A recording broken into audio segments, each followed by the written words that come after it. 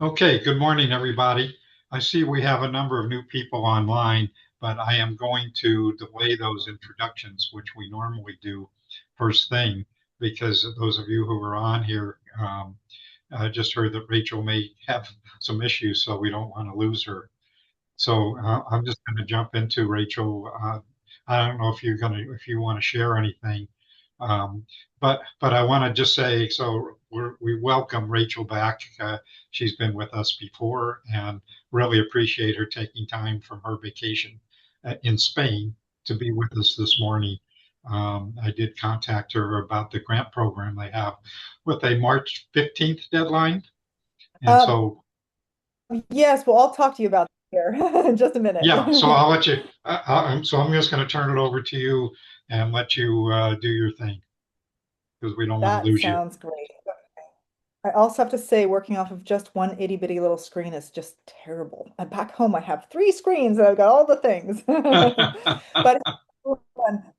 It's nice to see you all again, see some new faces. I'm Rachel Maddock Hughes. I am normally based in Oregon, and I'm the CEO of Rural Prosperity Partners. And so Steve had me pop on here today to talk to you guys about a new grant software that we have developed called Grant Pilot. And just as a little background, I'm a 25-year veteran grant writer, and I've raised over $70 million for communities in the US and around the world.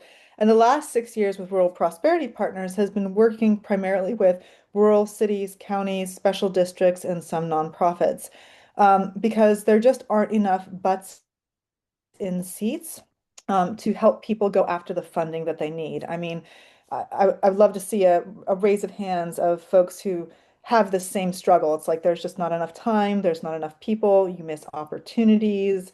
A lot of people are managing grants on messy Excel sheets. A lot of folks on this call are very probably tech savvy, but if you've ever tried to use Chat GPT or the like to write something, you know that it has some really serious limitations, right? And so we've developed Grant Pilot.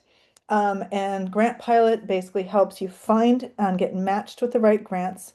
It actually gives you a guided pathway for writing a grant as well as understanding all of the required documentation. And it also helps you manage your grants. Now, at this moment in time, since we are on a broadband call, it's not going to help you with the engineering part of the infrastructure applications, but it would help you with, say, a digital equity application and that sort of thing. And we are currently working with a couple of partners to develop out a system where we could refer folks out to trusted partners that we have, like JSI, who is an amazing engineering firm that works in broadband infrastructure, but that's a little bit down the line. But right now, what I'm going to do is I'm going to actually just show you a couple of screenshots about of Grant Pilot. And if you sign up, because we're launching in April, but if you sign up on our website now, we're going to give out a month free. And the thing to know about this too is that while this is a subscription based. It's coming from us who are very mission oriented, and our goal is to keep prices low. Almost all of the tiers for the subscription model are under $100 a month. You can compare that to something like Instrumental. I don't know if any of you guys have heard about Instrumental before, where they're charging you $900 a month for, they've got some similar products, but it's complex and it's expensive. So our goal is to help people get the funding that they deserve without breaking the bank. I'll pause there before I jump into showing you guys what it looks like, but are there any questions at the moment?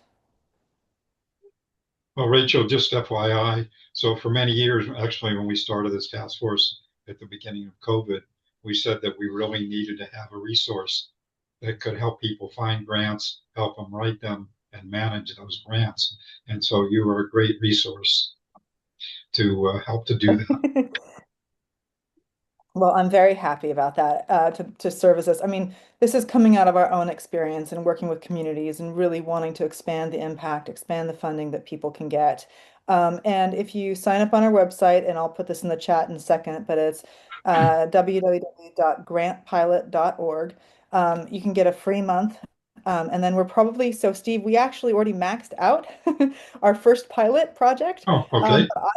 Yep, but I would be happy to work with you and the folks on this call to sign up folks in Arizona for this. So the pilot program that we're running, folks, is a couple of free months of licensing plus training webinars by our team and being able to have some office hours and one-on-one with our team as needed to get you really up and going with Grant Pilot. So Steve, maybe if there's a great deal of interest from folks on this call, we can talk about standing up something specific for Arizona. I'd love to do That'd that. be great. Yep. Okay. All right, so I'm going to go ahead and share my screen. All right. And again, not having the three screens is kind of annoying. Okay, so this is just our demo site, right? We're still in the final stages of building the actual site. So I'm just going to show you a little bit of the look and feel right now.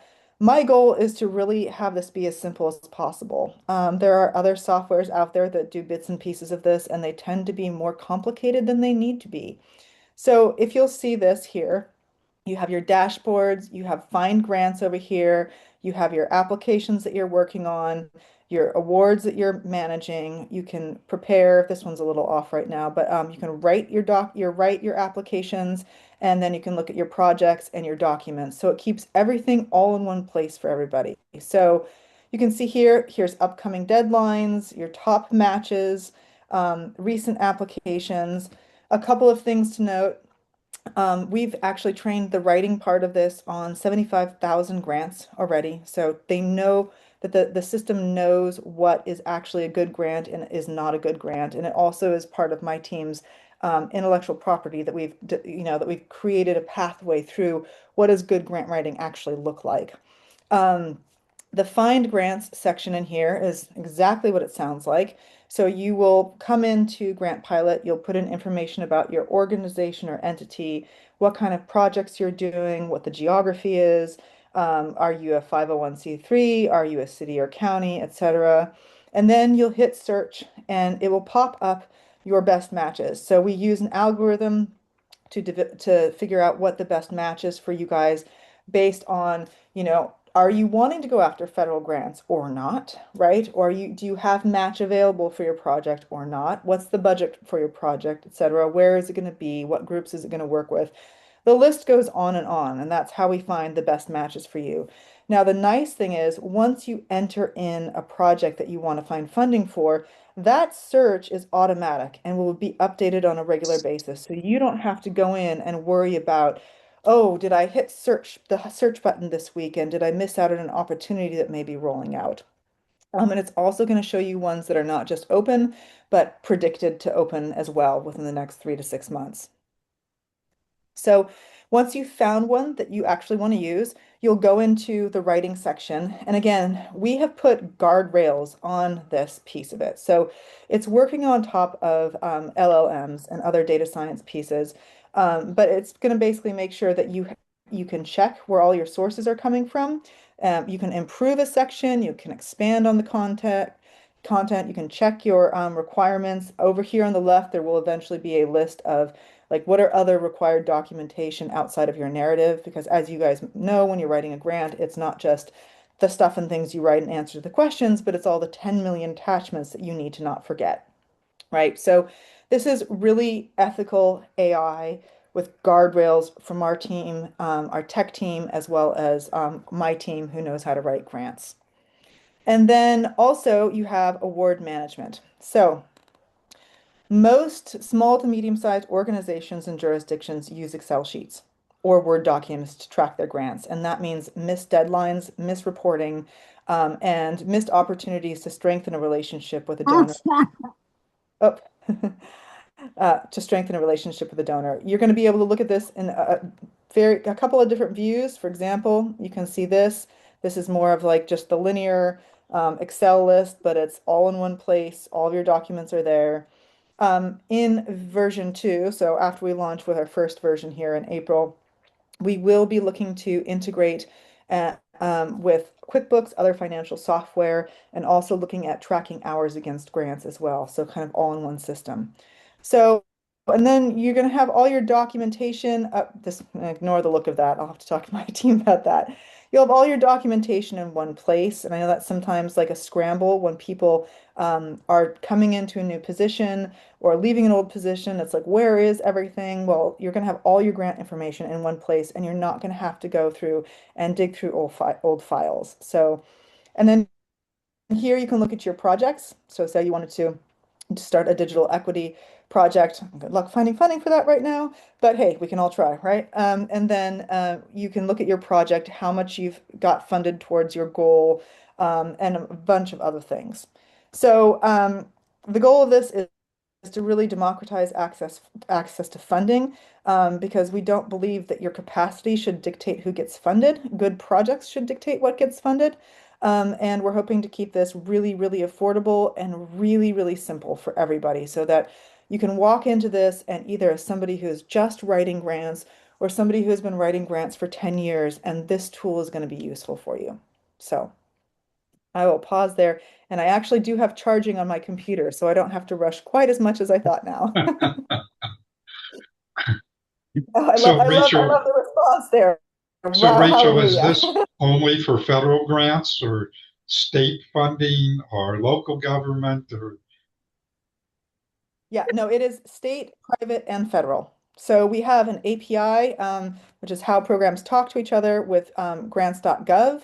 And then we also are doing we have a search of all foundations, private foundations listed uh, in the US, and then we're also working to do data scraping for states. I would say this, every state is different. Most states do not have one repository of all their state grants. Otherwise, goodness knows that would be so much easier.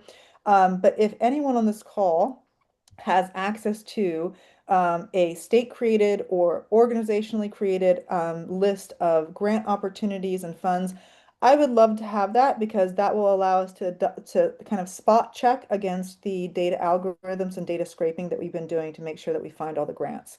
So yeah, other about 100. questions for Rachel? Oh, come on. I can't believe. So, well, so Rachel, I have a question then. So, yeah, obviously, one of the first steps in writing a grant is to decide what you want to do. So, how are you finding when people come and want to take advantage of your resources? Have they done a good job of defining, here's what we want to do, how we're going to do it, how we're going to manage this, and so forth? Or are they making it up as they go along? So that is something that AI can't do for you. It cannot create a good project out of thin air. I mean, it'll come up with something. It's not going to be Darn it. great. Right? So actually that's part of what we've done with this is we've infused Grant Pilot with our team's IP. So our intellectual property of like decades of writing grants. And so we're actually, for example, inputting into the writing section, hey, when somebody is writing this narrative, are they using SMART objectives, right? Specific, measurable, time-bound, all that sort of stuff. Are they bringing in quantitative data in addition to telling stories about perhaps a community? So we're integrating all of those pieces to make it easier for people to actually write a good solid grant because you do have to have a solid project before you can write a solid grant, right? So, and that might be something else, that's probably honestly some training and some webinars that we'll probably have accessible in a resource area of Grant Pilot for people who are like wondering what does a good project look like, right? Because people come to this at all different stages of project development. So, Rachel, one of the concerns I always had when we thought we were going to have digital equity money um, was particularly smaller organizations who don't have that expertise to plan the project, to write the grants, to go after the funding, to do all the project management and so forth. And I was concerned that we would exclude a lot of organizations who, even though the money was there, wouldn't be able to go after that money and wouldn't be able to manage those funds. Yeah. Yeah, no, that is definitely that's part of why we're here, right? They have to have some idea of what they want to do, right? And then through the writing piece of it, we will prompt them around questions. And it's like, so we have like an improve this section button, right? What does it mean? Well, if it'll look at the requirements for the grant and then it'll go back to the person writing it and say, essentially, you could strengthen this by doing XYZ, right? Or saying XYZ. Obviously, the human being still has to vet that that is a reality for them on the ground that they can do and achieve. So yeah. I love all these suggestions coming in. I'm going to write these down, by the way. Okay. Well, we'll Um, also send you the chat, so just so that you would be know. great. Yeah, I would Actually, it love would, to work. We're doing kind of a rollout in Oregon as well, and I would love to work with folks in Arizona. If you guys want to help me, uh, you know, herd cats about who would be the best people to talk to, I would definitely take any recommendations on that. And again, the cost for this per month is less than you would pay a very professional grant writer for 1 hour. It does not replace people actually doing the work and that sort of thing. We're not taking, as a grant writer, I'm not replacing myself because there's just not enough of us. That's one of the biggest things. So other questions for Rachel?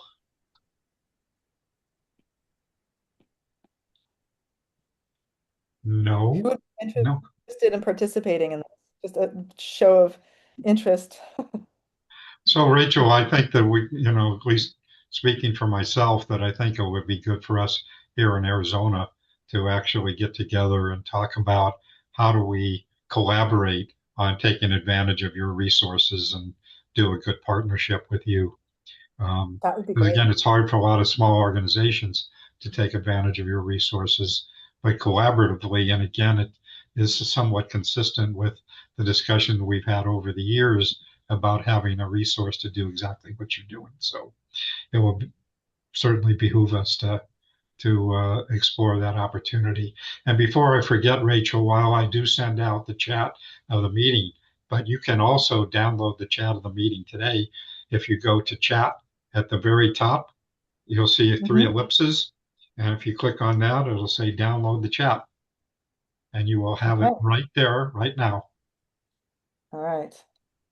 Fantastic. Well, I really appreciate that, y'all. Any other questions? Lucy, I see you just popped on and off of, or no? Hey, Okay, Rachel. sorry. No, I was my only comment is I love the presentation to this group, but I think that you'd be richer and better served by taking this to like a community foundation who's like Mhm. already doing great, supportive work for nonprofits across the board. And so I would say I would want you to take this over to the Southern Arizona Community Foundation or the Okay. Arizona Community Foundation. Okay. Um, That sounds great. I mean, if anyone has any, let's see, Marianne, that's great. What's your, if you can, I'll put my email in here so you guys can reach out to me. Let's see. And I'd love to have, sorry, I can't think and type at the same time, apparently. Marianne, you just gave me your address. Thank you very much. Well, we'll definitely follow up with you, Rachel, and look at what we can do here in Arizona. It's Okay. exactly what, as I said, what we've talked about for a long time, and haven't really had the means or the viability for doing that. And so this now becomes a real viable solution. And then we need to look at, as Lucy was talking about, there's foundations and even if we can start looking at state government or others to be able to provide funding to do this because it's absolutely critical. Yeah, I would love to, and I'd be happy to stand up. So the pilot project that we launched and just filled the first cohort already had 100 spots taken, and then I'm happy, and that's over 3 months with free licensing for 3 months, and then some training each month plus some open office hours. So I'd be happy to do the same thing for Arizona and be Arizona specific. So Sounds good. Well, we'll definitely follow up with you, Rachel. And again, thank you for taking time out of your vacation. Enjoy oh, the happy to do few days you got left, it. and enjoy. How's the weather there? Beautiful. I got sunburned already. Oh, okay, All okay. right. Well, super. Thank you, Rachel. Really appreciate you being here this morning, and we'll definitely be in touch. And Andy's going, yay! Good. That sounds great, you guys. Have a wonderful day. Okay, thank you. Bye. Bye now. So we do have several new people joining us this morning. So I wanted to have them introduce themselves. Padma, if I pronounce that correctly, would you like to introduce yourself, please? Sure. Thank you, Peter. Steve, I attended another meeting of yours previously and recently joined Talaveda as a vice president for partner relations. It's a community engagement and digital inclusion platform that partners with libraries, municipalities, health systems, and state agencies to reduce social isolation and improve access to digital services. Any questions for Padma? Darren, do you want to introduce yourself, please?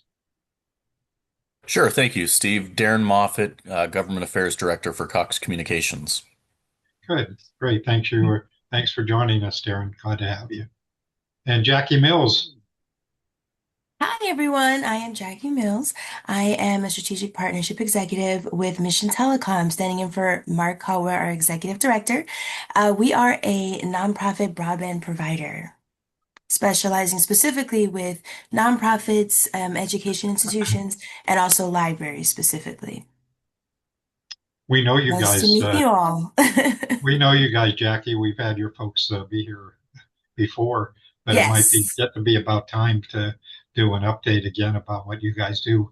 I know we have a number of new people who probably haven't, who aren't familiar with you, and you're doing some good stuff that's really useful for community. So we definitely want to uh, get in touch with you guys again.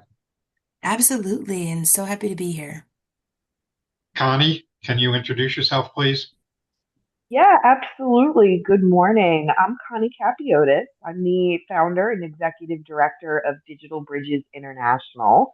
And what we do is conduct programs that help people at the intersection of digital agency, business and career readiness skills, and relational skills. So we really help you prepare for all of those things that make you super successful in life, but nobody teaches very well in the traditional system. Happy to talk more about programs if anybody's interested. We've had you guys, I think, talk to us some time ago, but it's probably time to have you do that again. So glad you could join us. Yeah, I'd be happy to. Yeah. I just saw something about you guys recently. Made me think that we need to be in touch with you again. Okay. So then we have Colton. Hey everybody, Colton Whitaker. I'm the Director of Programs for Older Adults Technology Services, or OATS from AERP. I'm filling in for my colleague, Ryan Kawamoto, who I believe traditionally sits on these meetings. He's our Regional Program Manager who oversees our Western region. Happy to be here. Sounds great. Thanks, Colton. Thanks for joining us. Is there anybody new that I missed today? I take that to be a no. Well, so here's the rest of the agenda for today. We're going to do our usual updates, and then, as you probably all know, that Nick Capozzi, our broadband manager, is going to be joining us in a little while to kind of give us an update on what's happening with BEAD, where Arizona is, our plans that's been approved, what's next steps, and so forth. So we're glad to have Nick joining us, and so he's going to be here about 8:45. So in the meantime, we got a little time to do some updates. So, Mark, do you want to give us any federal updates that you're aware of? Mm, I've really not seen anything happening except a continual progression at NTIA and NIST. Oh, sorry. Mark Goldstein, International Research Center and chair of the Arizona Telecom and Information Council. Get my intro in before Steve pings me. And so NIST has a secondary approval to NTIA on all the broadband grants be under BEAD, and that seems to be a pretty perfunctory role that's happening in a couple of weeks. So NTIA has now approved the final plans of 51 states and territories of the 56. Just yesterday, the 51st became Alaska, where two projects I've been working on for a year and a half finally made their uh, final cut and are approved at least by NTIA moving forward to NIST. And what happens then is NTIA will then enter into agreements with the states as the grantees, and then the states can uh, basically issue their own agreements with their subgrantees and what I would call a notice to proceed. So there's still a few steps in any of these processes for the BEAD grants. I believe one or two states are actually already under agreement and moving towards authorization of their grants. But we're over the hump. 51 of 56 now approved, and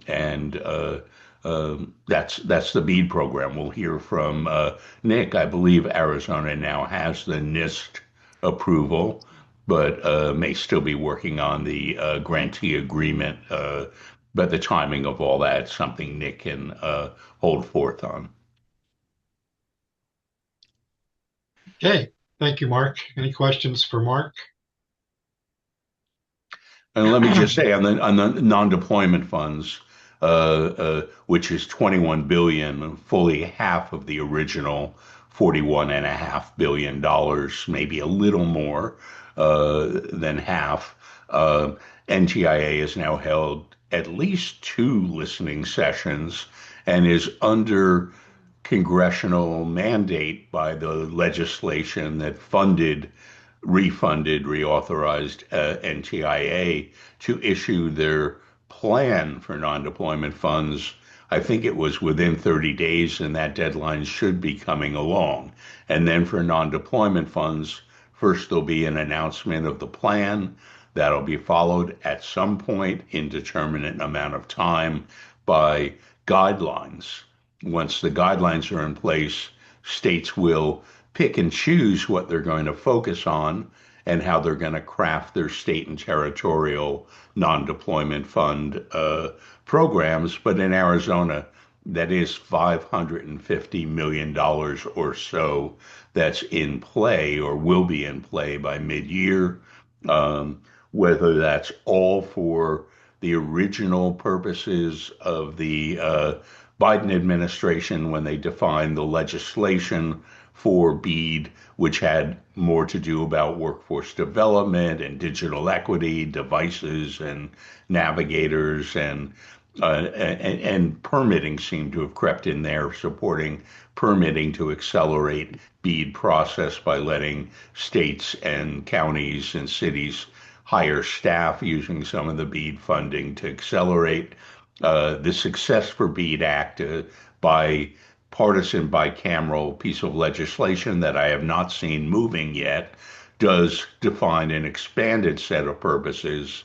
And Ariel Roth, as the director of the program, is enabled to expand the uses that were legislatively defined even without the congressional mandate to do so. So the Success for BEAD Act included things like hardening and resiliency of networks and funding availability at state and territorial discretion for wholesale middle mile, for internet exchange points, for supporting and wireless networks, mobile wireless networks, which were never under the BEAD program.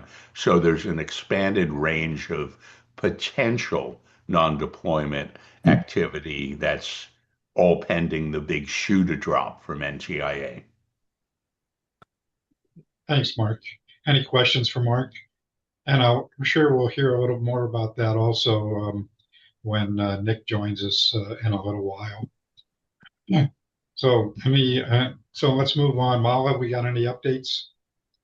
We are just in the middle of the Mala? E-rate. Hi, um, I'm Mala Muralidharan, the State E-rate Administrator for Public Libraries. Thank you for that prod. We are in the middle of the E-rate application cycle.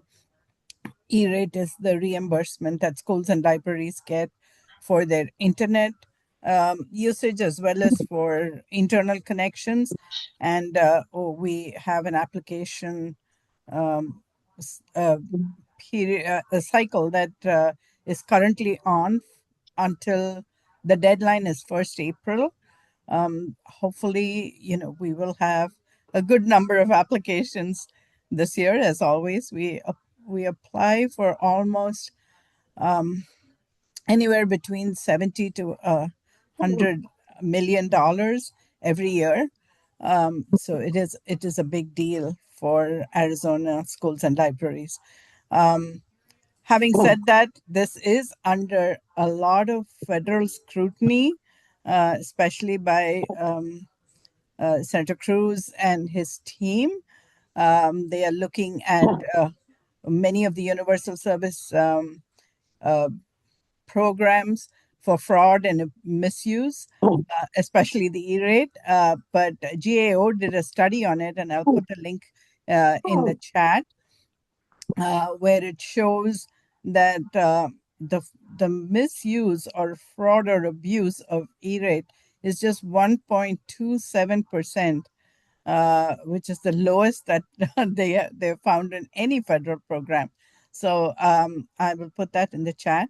The other things that are under scrutiny are, of course, the school bus Wi-Fi, which was taken off the plate last cycle, and the hotspot lending program, which is also taken off the cycle, but it's still being looked at by other congressional staff.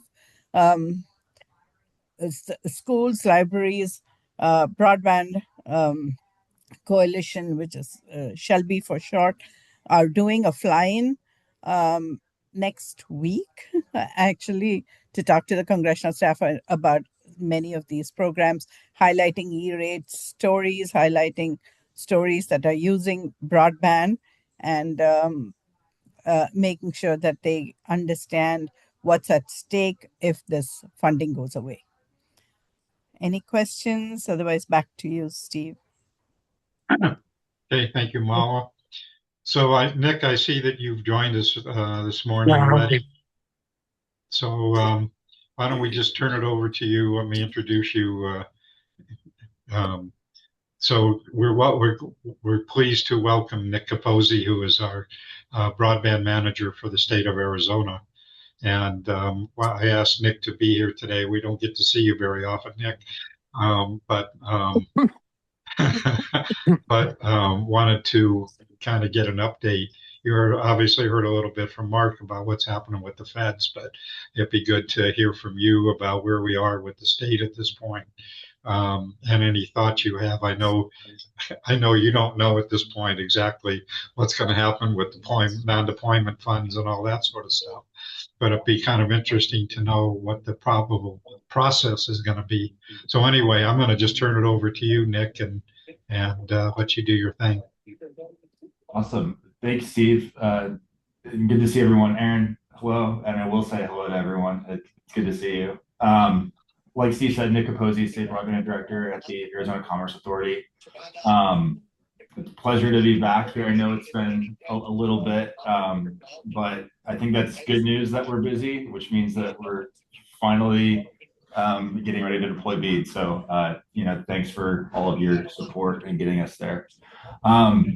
I think, Steve, is it helpful to just kind of give what we've been doing over the last few months and kind of where we're going? Does that work? Sounds good. Okay. So I think the big thing on timelines is, as you all probably know, with BEAD specifically, states are pretty much relatively on the same timeline. But right now we do have NIST approval and we have a NOAA that's been executed. So we are fully able to draw down funds when we get sub-grantee agreements executed, which... Nick, can I interrupt for just a second? Please. If you can explain, and Mark sort of touched on this, but to explain the NIST, where NIST comes in, so it's NTIA and then NIST, and so could you maybe explain that for people who may not know about NIST. Sure, we're getting really technical in the federal bureaucracy this morning, so I'll try to get there a little bit. So, um, NTIA, as you all know, lives under U.S. Department of Commerce, and NIST is somebody's going to have to probably help me out on the actual acronym, National Institute of Science and Technology, I There you believe. go. Thanks, Mark. And they're basically the grant making arm and monitoring arm of Commerce. So they work closely with NTIA.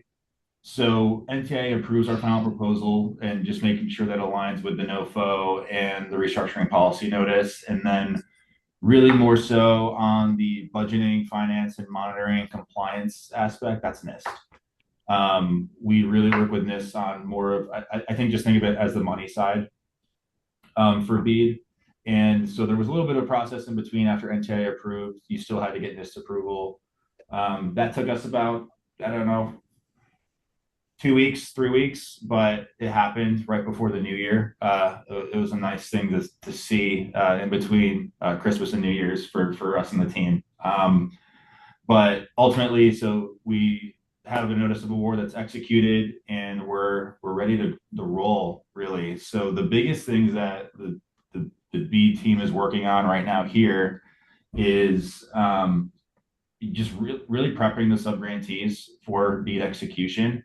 I think the big thing, as you all know, who are local here in Arizona, the NEPA process is a lot more extensive here than it's going to likely be across the country, just because of the diversity of our land and topography, but also ownership. Obviously, there's a lot of federal land here, and a lot of intertwined land, so it makes it more complicated to get that NEPA approval. But we're certainly being ambitious and trying to get ahead of the curve. Like I said in the beginning, all states are on the same timeline, so we want to be at the top of the federal agencies stack of NEPA project approvals coming up this summer.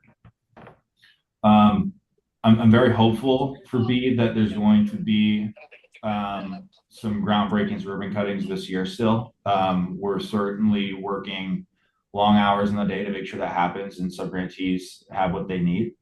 But we're certainly understand that, and I don't think this is really controversial, but the BEAD program took a long time to get to this point, and we want to take advantage of that opportunity and still bridge that digital divide. So we're certainly not going to rest until we finally get there.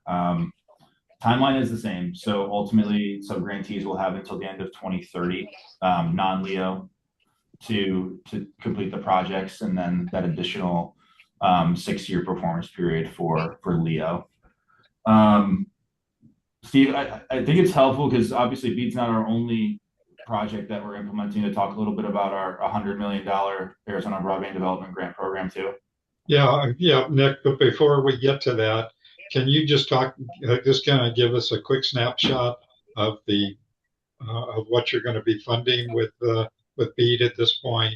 Fixed, fixed wireless, Sure. fiber, and then also your take on LEO, where we are or are not with LEO at this point.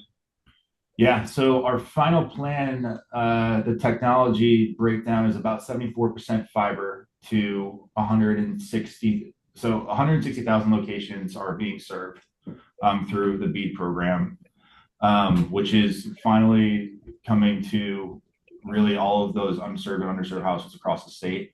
About 74% of those will be served with fiber. It's about 20.5% fixed wireless, and then 6% satellite. I think that's a pretty good mix for the state of Arizona, just because I talked about the diversity of land. And some of the builds out here, we estimated that to build fiber to some homes, it was actually $1 million.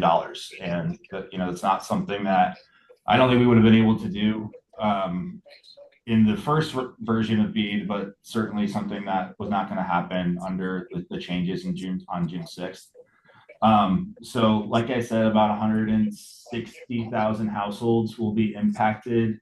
We're investing $446 million in BEAD funding, and that came with support of about $517 or so million in in provider match. And Steve, I'm gonna be quite honest with you, those numbers used to live in my head, but it's been a few months. Okay. To give me a little bit of a buffer or a little bit of grace if they're off by a few million or so.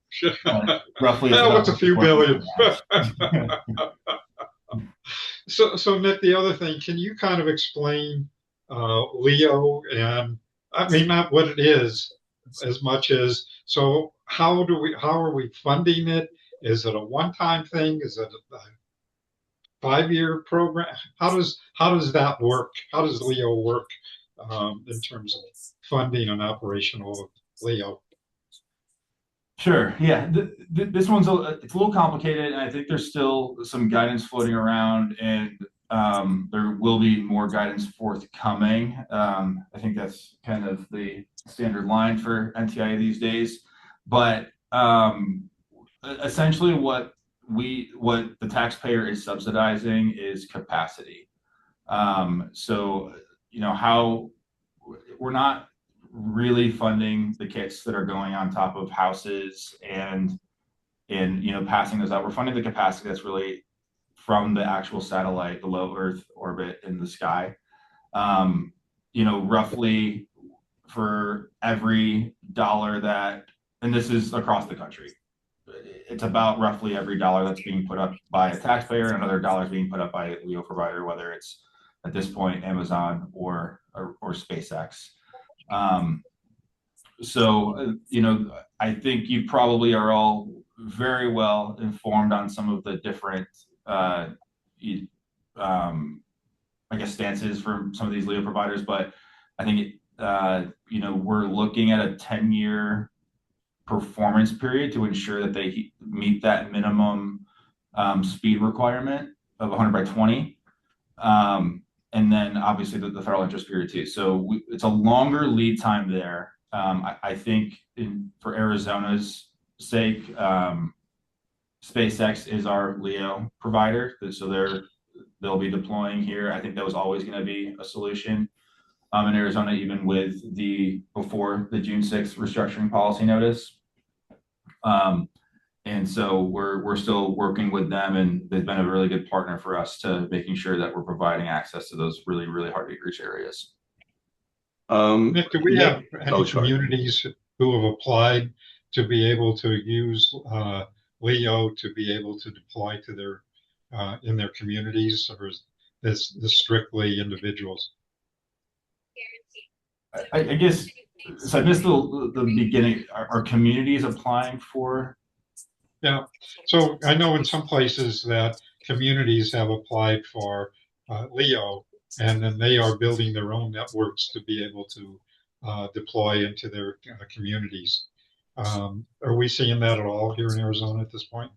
Not with the BEAD program specifically. So those were just a competitive bid process that anybody had the opportunity to bid on any unserved or underserved locations. And like I said, about 6% of those locations, SpaceX won. Okay, thank you. Mark, did you have something you were going to comment? Yeah, two things, two questions for Nick. Thank you. So some states apparently, and I've seen the letter and request by Starlink on behalf of all LEO providers to relax and renegotiate a number of BEAD criteria and requirements. NTIA then put out a new FAQ that seems quite specific to say, no, that can't happen. I'm just wondering if you've had any of that experience or interaction that you can talk about with Starlink in that regard. What I'll say is that, obviously we provisionally selected 10 providers across the state, and any single one of them have the opportunity to propose anything that they really want to us as part of the negotiation phase for signing ultimately our sub-grant agreement, which is a partnership for 14 years. In our seat, we're basically administering a program on behalf of NTIA. So we're only going to accept terms and conditions that align with what Right. NTIA has given us. So, but any provider is welcome to propose anything, but we'll certainly cross-check those revisions with NTIA. Fair enough. And then, in my experience in several other states, basically NTIA set a hard cap of $50,000 per BSL, and wholesale rejected any and all proposals over that amount, forcing states into best and final offer rounds or negotiated rounds. Did you experience that where some of the over $50,000 per BSL projects were able to come in, or were some lost, or was that criteria not exactly what you saw from NTIA? I don't think we were in a position, just based off of the competitive nature of our program and the bids that we got, where that jeopardized or impacted our entire program. I think there are certainly some locations that we had to address, but ultimately what you saw on September 4th was pretty consistent with what you'll see now on our website on February 26th. Okay, fair enough. Thanks a lot, Nick.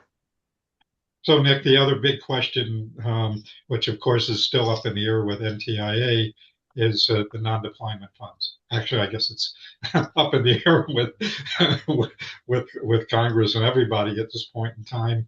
But can you talk about, so at some point you're going to get notified that hopefully that we'll be able to spend non-deployment funds, and you're going to get guidelines on what you can use that money for. But my question is, so how are we going to develop that plan for non-deployment? Is that something you're going to do? Is there going to be an opportunity for input? Obviously, people are interested in using it not only for infrastructure, but also for digital equity. And so I'm just kind of curious about what your thoughts are. Again, understanding that it's all up in the air at this point in time. Yeah, Steve, it's a good question. It's the one that's keeping me up at night for the last 2.5 months or so. Look, I mean, there's a lot of money on the table here across the country. It's about half of the total allocation. So we're essentially going to have a new $20 billion program across the country. There's certainly needs in the state of Arizona that we're hoping and willing to invest in. I think it's always different in the West Coast states, but we believe, and we firmly believe, that BEAD was an infrastructure program, and we look to utilize this one-time money to invest in long-term solutions. So that's something that we're hoping that is available. But if I had to guess on how things are going to come down from this NTIA, I think it's going to be a really strict timeline on when we would have to submit some type of plans or provide some type of guidance or submit some. That's even part of the question, Steve. I don't know necessarily at this point if it's just going to be guidance release and then the states have the keys, or if guidance is released, states have to apply. Like all of that is still unknown as well on what the process is going to be. Okay, thank you, Nick. Any questions for Nick? So, Nick, you're going to then talk about your other projects. So, why don't we jump into that, please? Sure. So, our other project, and I don't want to be shy about it, it's $100 million in taxpayer dollars from COVID relief monies. A lot of those projects are closing right now. So that project, our Arizona Broadband Development Grant Program, funded by the Capital Projects Fund, that was issued in 2021, we're coming to an end here. So the requirement for that period of performance was 2026. I think we have 17 projects that are being funded. I believe 7 or 8 of them are in closeout. So a lot of these builds will be completed at the end of this summer. That's about 100,000 locations in rural and urban areas across the state. So really the reason why we've had success with the BEAD program is because we've been able to serve about 100,000 households with this ABDG program. So we're really excited about that. What we will say too, because I know there's a lot of really important stakeholders on this call, and actually some ABDG awardees. Good to see you, Heather. we're actually asking for stories right now, and Kelly can probably talk about that process a little bit too. But we certainly all know that these investments are not just investments in infrastructure, but they're investments in people who are now having access to internet and have more opportunities to, invest in education, telehealth, telework, and really keep rural residents at home is the biggest thing for us. And we're trying to gather a lot of those stories from some of these investments. And Kelly set up a great process to do that. But I'll kind of let Kelly talk about it a little bit if she will, what she's hearing and what she's seeing in the process that we're implementing for this. Kelly, are you on the call now? I am, yes. Hi, Steve. Oh, How are you? okay. And Mark and Aaron Didn't and see you everyone. there. Nice Hi, to Kelly. see you all. Yeah, so thanks, Nick, for sharing that. I'll put the link in the chat when I'm done speaking, but we've got a form on our website where we're asking folks to submit their broadband stories. So, tell us how broadband has impacted your community, your family, your school, your work, and we're starting to get some great stories back. We've gotten some out of, I think, Yuma County and out of Mojave County, some rural areas, talking about how having access to broadband through which came from the ABDG funding and some of the state broadband funding has been really effective and has allowed them to grow their business, open new locations for their businesses, work remotely, start new jobs, offer jobs to other people. So it's been really incredible to hear some of these stories coming in. And of course, we want to hear more of those as these projects are closing out. It's great to hear this, and it's great for everyone to have an understanding of where that money is going and the impact that it's having. So again, I'll put that link in the chat. I put a few others in there as well. The ABDG website, the website is there, but also the dashboard is there, which is a great resource where you can go through and see what those projects are, where they are, and take a look at that. So that is a Power BI tool, but I put that link in there. And like I said, as soon as I'm done speaking, because I can't talk, chew gum, and type at the same time, I will put that link in the chat. Thank goodness I'm not chewing gum at this time. And then Mala, I did answer that question you had in the chat, and just want to highlight that for Nick to see as well. But the question was about the speed requirements for Leo, which remain the same. Speed requirements for all technology remain the same. It's that minimum of 100 by 20. But thanks again, Steve. Sure.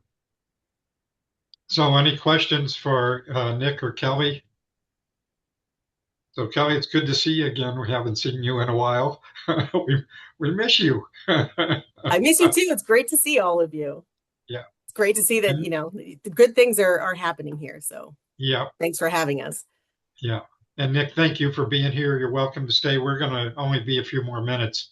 You're welcome to stay on, or if you got to drop off, that's okay. But really appreciate you being here today. And Brian, you want to give us a kind of an update on what's happening with wireless and any thoughts you have, particularly about where Leo is at this point? Yeah, sure. Well, let me talk about first off the Brian, can you introduce yourself? Can you introduce yourself, please? I'm sorry. Yes, this is Brian Daly of AT&T.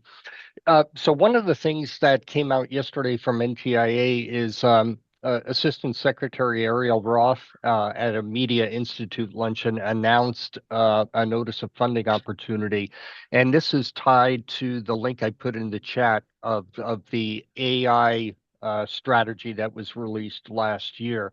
So this funding opportunity is to explore how the U.S. can promote a domestic exportable AI native 6G stack using the innovation funds, which the total remaining is $50 million. If you go back to the AI action plan that was released middle of last year, there were really four pillars to that. One is exporting American AI, and that's where this funding opportunity comes in, where commerce and state were directed to deliver a secure full stack AI export packages. Also included in there is promoting rapid build out of data centers, enabling innovation and adoption, and upholding free speech and frontier models, AI-driven models.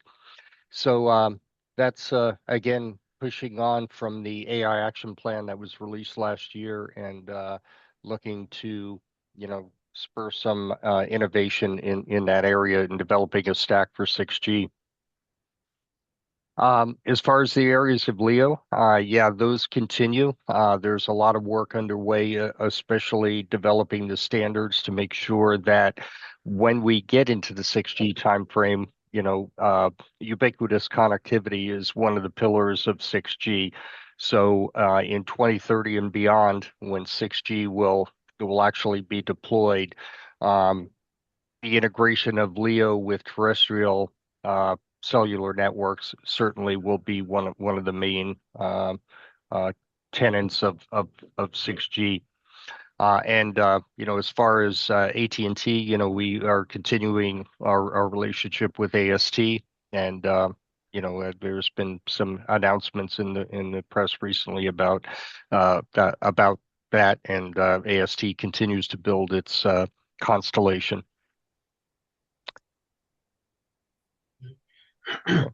And so, Brian, can you also talk about, so if I understand, unless anything's changed, that AT&T really is the provider for the first responder network. Is that Correct. still the case? And can you want to just talk a little bit about where we are with that? Sure. Yeah. AT&T is the operator of the FirstNet network.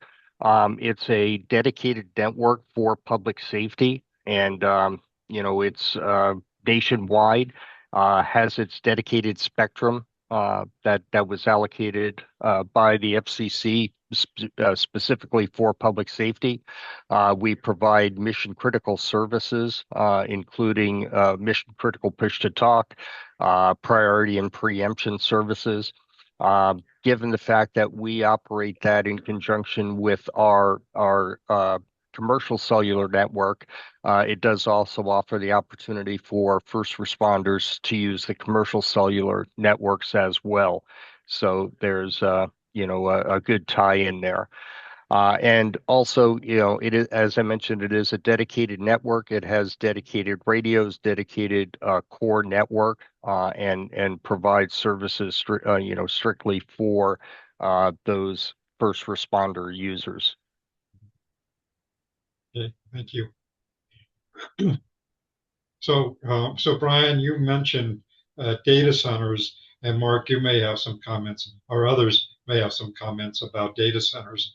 As you probably all know, there's been a lot of pushback from local communities about data centers, and then the talk about data centers in space. And anybody want to comment on that, Brian or others?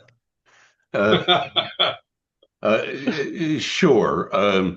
As you say, there has been pushback on some of the data center sightings in terms of community setbacks, potentially, water use, power grid capacity, and also that for their square footage, they tend to create very few jobs per square foot, right? A data center generates lots and lots of construction jobs, but once in action, the IT support component and management component is a very small job element. So Arizona has had a quite successful sales tax exemption for data center equipment for well over a decade. And there were certain criteria, but basically everyone met the size that got you that exemption. So there is legislative action seeking to sunset that exemption, as well as community zoning issues in a number of communities, um, where the data center world and the community interests are colliding a bit and still playing out. Um, One thing coming, though not as quick, it's more like Brian's 6G in the early 2030s, is small modular reactors, nuclear reactors that can be the size of a trailer on a on a truck on the highways, scaled up a little, and whether SMRs, as they called, can be placed in urban areas or best placed remotely. But data center people are quite interested in being behind the meter with some of their power. Sometimes that's solar or and wind, though that's often away from their site and you know, done under a power exchange agreement with utilities. Small modular reactors would be placeable on site, and those are coming, but not likely to be widely deployed until a 5 to 10 year span. But that's happening, and of great interest and investment within the data center community. In space, I am tracking at least 7 or 8 uh, data center in space plays, one of which projects 1 million satellites for the constellation. One interesting one comes out of Tucson. You may know Jim Cantrell and Phantom Space in Tucson, and he's a legend. He helped Elon Musk go try to buy Russian rockets, and when they couldn't build their own first rockets, he's a legend in the space industry. So he's based in Tucson, and Phantom Space is not only building launch vehicles, they've announced Phantom Cloud, which is his data center in space. So there's a lot of development in um, solar panels. I just saw one where solar panels would integrate a thin panel, solar on one side, and NVIDIA AI compute power on the backside of the solar panels, and all that power would be contained and provided. You need to be in a sun synchronous orbit facing the sun to get your power all the time. Batteries are too heavy to bring up in any quantity, so you have to put these things where they'll be in sunlight. But there's a lot of interest and early activity in that market, but some skepticism as well that, you know, data centers often consume hundreds of thousands of square feet to support AI compute. And, getting equivalent horsepower up into space is uh, a matter of some skepticism, technology keeps advancing. And intersatellite optical links, really, for this and all other satellite applications, has become it's becoming a dominant means of connecting satellite to satellite. Often a satellite will have as many as 4 intersatellite optical links, and they basically form mesh networks in the sky. Then there's something not quite the same as what you asked, but Blue Origin, which is Jeff Bezos and a space launch company, has announced TerraWave, which is a middle mile backbone in space. And so that project is well funded and can provide terabits of downlink to remote locations at an enterprise level. It's not meant for individual consumers, but rather up to 100,000 worldwide enterprise clients. But some of our middle mile capacity and existence issues may be increasingly addressed in space by projects like that. Okay, great. Thanks, Mark. I've become a bit of a space nerd the last couple of years. I'm working just the reason I know all this stuff is I'm working on a client's teleport satellite downlink facility in Barrow, Alaska, the highest point of U.S. real estate. It's 320 miles above the Arctic Circle and a good location for access to polar orbit satellites. So it's as high in the U.S. as you can go. You can go higher in Norway's Svalbard Islands, and if you placed facilities in Greenland, uh, and so on. But I'm dealing with a lot of Earth observation companies, which are the companies that put up satellites that monitor the Earth, either optically or by various sensors for environmental and insurance and intelligence purposes and all of that. So I've become a little bit of a space nerd the last 3 or 4 years. So you're getting spacey? Is that what you're telling me, Mark? Well, I was always a bit spacey, but but thank you for that. Okay, and Maddie, it looks like you joined us. You didn't introduce yourself earlier. Can you tell us who you are, please?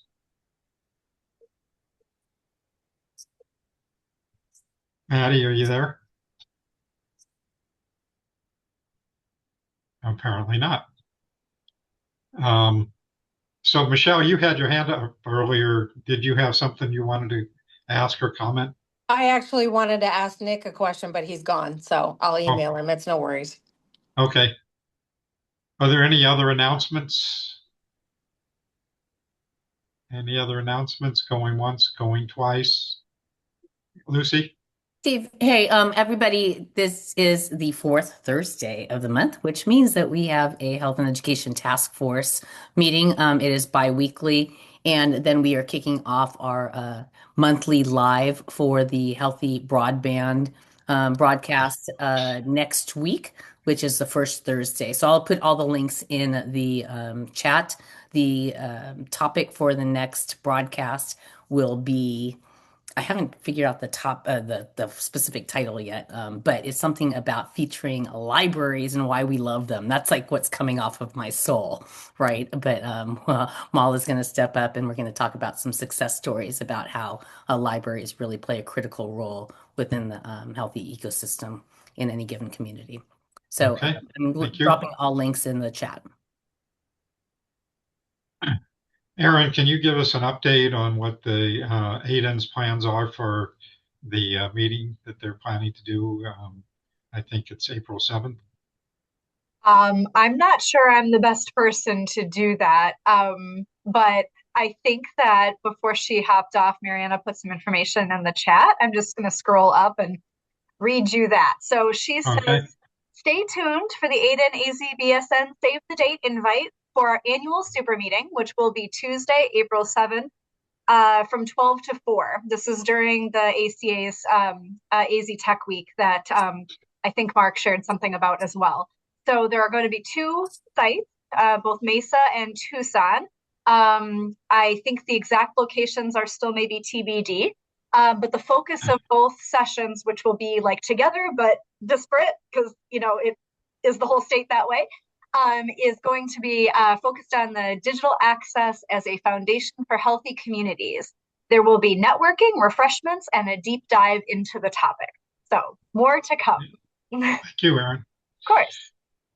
So Michelle, we only got a minute, but I've been getting notifications that the city is trying to decide what to do with the old new library. Wanted to know if you had any thoughts about that, since libraries it was your baby. Now that you've moved on a bit, but have you have any thoughts about that?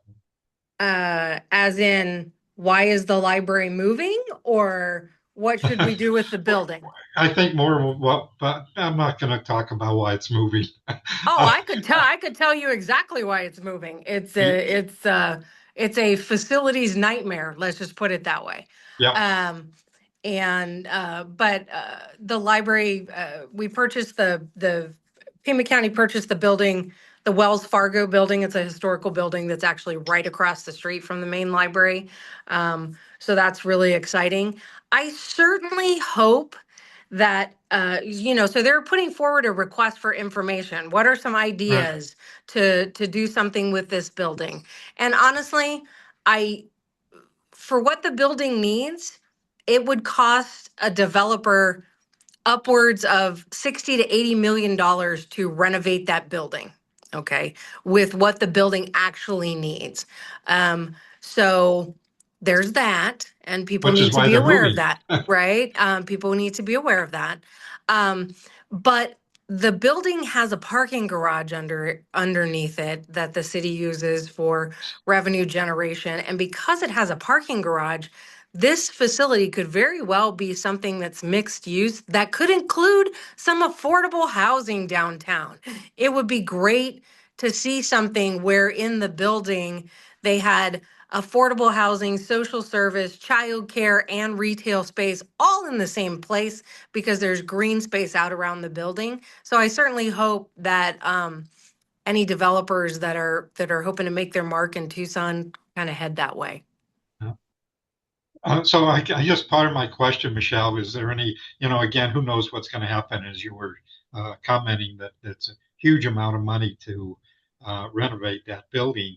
But have you thought at all about whether we can do some digital equity kinds of things in that building? They're looking at it from an economic development standpoint. Yeah. Okay. So this is the county won't actually do anything in the building at this point unless they come up with somebody provides a proposal that says, hey, we're going to house all of these things together in the building. Particularly because the negotiation of what needed to happen for the main library. I will just tell you, when I became deputy director, we had the conversation starting in that year. Okay, that was 10 years ago that I became deputy director at that library. So there's political things that are happening, and so it's real important that they get somebody that has a good plan, but that they involve the community in what that should look like. And I hope they do. I encourage people to respond if they have ideas, or they have a developer that's a friend or relative, and it's something that would be exciting for Tucson. So Michelle, just an aside, I've been starting to work on cleaning out my office. We're kind of trying to redo our house and possibly rent it out for a while. And I came across pictures that I have. I was president of Friends of the Library when that building was opened, and I have pictures of me with Mayor Bolgi and a couple of other people on that plaza when they did the grand opening of that building. That's awesome. If you don't want to keep them, the library does keep those historical types of documents. They do put them in their archives if you want to give them to the main library. And actually, they were sent to me by the person who was head of public relations for the city at that time.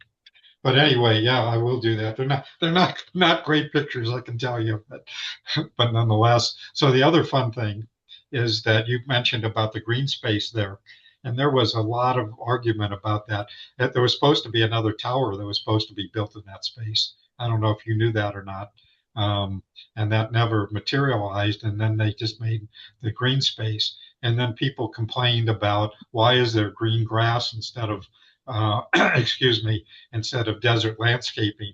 And I said, and people were talking about, well, they should do away with it. I said, you just try and do away with that. People love having that green space there. Yeah, you think you see protests about other things. Stand by, Yep. right? Yeah, that's right. Dave, you have a comment?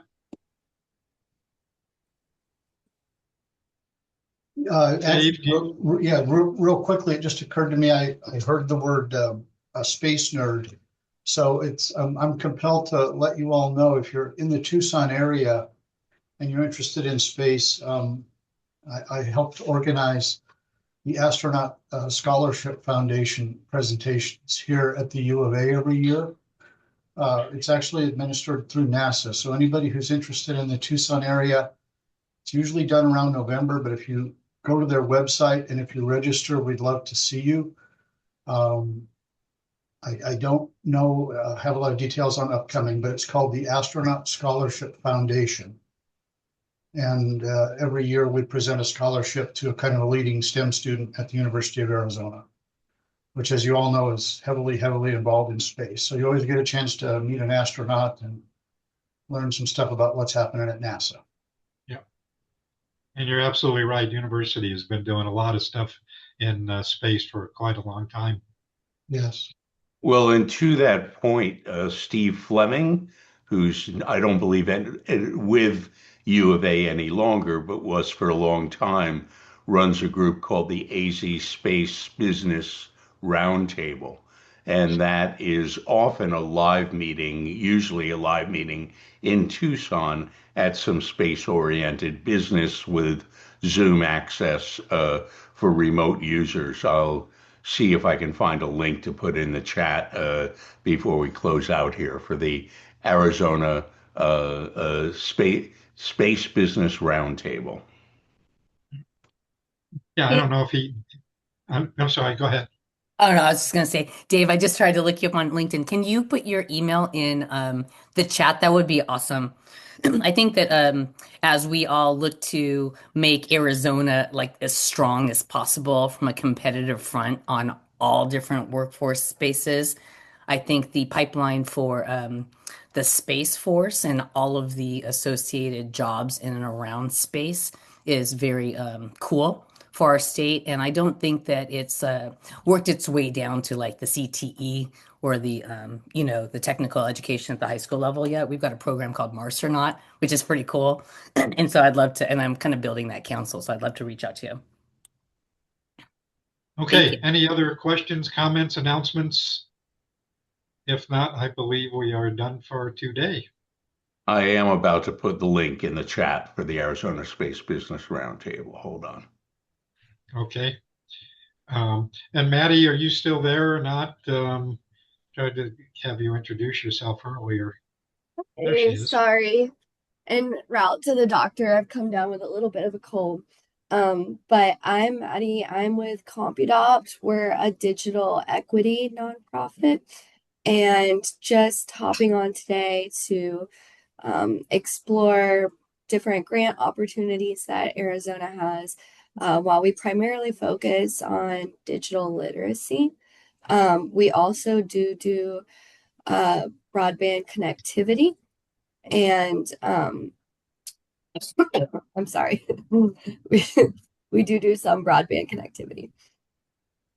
Yeah, so we heard from you guys probably a year or more or so ago, so it might be time to get an update on what you guys are doing. Yeah, definitely. I'm newer to the company. I Okay. am our government grant writer and manager.